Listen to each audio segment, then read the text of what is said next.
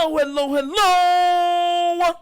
You are tuning into another episode of The Wunderkind Show. Today's first topic. Raven fans are mad at Bateman for not being at voluntary workouts. Look. On this channel, because I know what you guys are going to say, you saw that I was happy about Zay Flowers, Derrick Henry, and Lamar Jackson for being present at the voluntary workouts.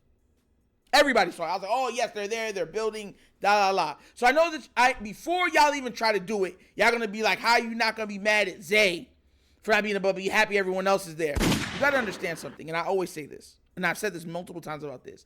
If they're there, great. If they're not, okay, it is what it is. Like, this is voluntary. And look, you got to understand, this in context, this is Lamar's first time coming to voluntary workouts. First time. It's not like he's been a voluntary workout warrior, even though he is a workout warrior and he does a lot of work by himself. Like, look, these guys, and I always want to preface this. Athletes train differently. They get ready for different things. This could be building camaraderie between Derrick Henry, Lamar Jackson, Zay Flowers, and stuff like that. Because in all actuality, those are the big three on offense. I'm being real with you. When you look at tickets and all that stuff, the big three faces you're going to see on them is Lamar Jackson, Derrick Henry, Zay Flowers. That's the way it goes. Those are the big three. So I'm happy that the big three's there. Everybody else are auxiliary pieces. Just to let you know that. I wanted better auxiliary pieces. Maybe turn it into a big four. But as of right now, the Ravens have a big three. And that's Zay Flowers, Lamar Jackson, Derrick Henry. So there's that also. But Bateman is doing a lot of individual work. Guys sometimes work on themselves. They work on, skills. Some guys are working out to drop weight. Some guys are working out to build camaraderie. Some guys are using this time to get ready mentally. Because people seem to forget the NFL season is so taxing. Like, they don't understand. Like, that's the frustrating part doing this, because a lot of times people are like, oh, it's whatever, Nitro, you just don't understand. No, the NFL season is extremely taxing on the human body, mentally, physically, and spiritually. I tell this to people all the time. They be like, oh, well, football's a contact sport. No, football is a collision sport. They have to get their minds ready, their bodies prepared, and their souls locked in for battle.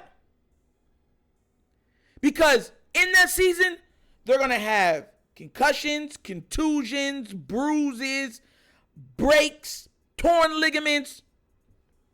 And through a lot of that, they're going to be asked to keep on going.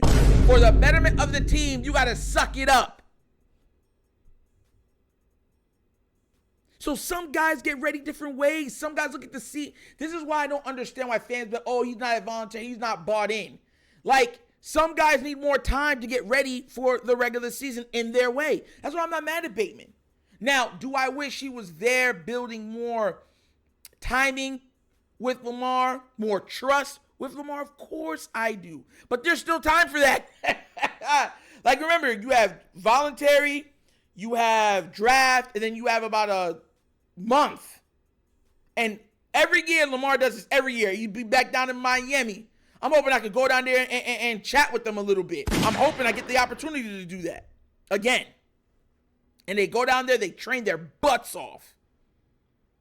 There's nothing like Florida heat, boy. I tell you that right now. You down there cooking, sizzling, like you're on a grill, like a shrimp on the Barbie. and you got to run full speed, all this different stuff. That's what they're doing. So, listen, man, I'm not mad. Bateman, he's showing you that he's working. As long as he's working, I'm good. He could be working in Antarctica for all I care, on a frozen tundra. I don't care. As long as he's working to get better. Because he's incentivized more than a lot of players. He's trying to get paid. Let me tell you something right now. Millions of dollars incentivize a lot of people. Let me tell you this right now. You said Nitro, you dropped 75 pounds. Let me tell you something right now. You gonna get, I don't know, $5 million, boy. I be melting. That weight be coming off like the Wicked Witch of the West. I'm melting like butter, baby. So, you know what I'm saying? He's incentivized to do well. He wants to get paid. I don't see the concentration drops, nothing like that gonna be happening. He gonna be diving, twisting, flipping for every ball he can get his hands on. Because he's gonna have to fight for, because even though Bateman right now is the number 2 receiver, he's gonna be fighting for yards. He has to battle yards now with Derrick Henry, Mark Andrews, Isaiah Likely, Zay Flowers. That man's like, I need balls. Pause. Hey, and that's a big pause too. When I said that publicly, I was probably like, oh. Oh, God, I can imagine a Jamaican watching that, looking at that, what you said?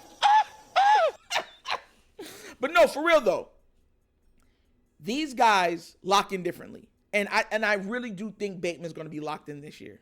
Now, it could be as very well last year. I told y'all last year we weren't going to retain OBJ. A lot of people told me I was crazy. Well, OBJ looked like he's going to Miami. You know, so this is pretty much a last year hoorah for Bateman. Hopefully he goes off and he can go somewhere and get paid. Just like I told you with Patrick Queen. Same thing I told you with Patrick Queen. He's gonna be getting his paycheck from somebody else. That came out that the Ravens didn't even try to re-sign him. A lot of y'all say, oh, we knew that. No, y'all didn't, because so many times, remember, I read the comments. Y'all were saying that, nah, Nitro, da-da-da-da-da-da-da-da, and going at my head. But I don't want to hear that.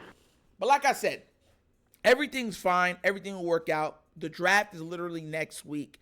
We're going to have a lot of football. Right now, basketball is going on, and people are getting somewhat excited for it. I like basketball. I used to love basketball. That's the sport I grew up playing. My brother grew up playing football, not me. I grew up playing basketball. I know it's hard to believe. You're like, what? With your girth? I was 180 pounds. So, yeah. But like I said before, you know, it's just one of those things where you got to let the players do it their way. You know, when involuntary workouts come up, he better be here. That's just, it is what it is. And he will be here. But like I said, guys, calm down. It's no big deal. Show love. Give love. You know what I'm saying? Let that man breathe. You know what I'm saying? He'll be fine. And like I said, he has a lot on his mind because he's going to be fighting for targets. He really is. There's a lot of mouths to feed on the Ravens right now.